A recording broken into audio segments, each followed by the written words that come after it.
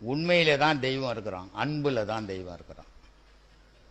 புகழ்ச்சியை விட்டுடுங்க, பொருள் ஆசையை விட்டுடுங்க. 10 ரூபா சம்பாரிச்சா சாப்பிடு, 100 ரூபா சம்பாரிச்சா சாப்பிடு, 1000 ரூபாய் சம்பாரிச்சா சாப்பிடு, தப்பே கிடையாது.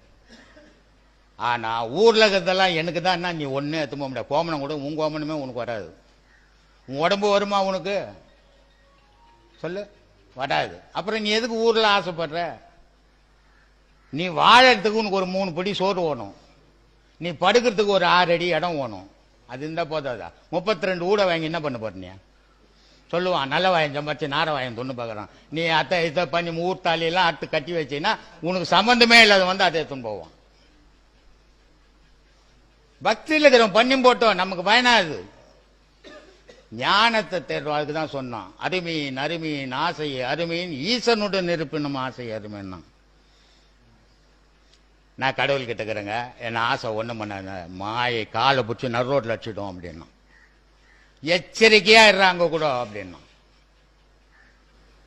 அதனால தெய்வ வழிபாடுன்றது பல விதமா இருக்குது, ஒவ்வொருத்தருக்கும் ஒவ்வொரு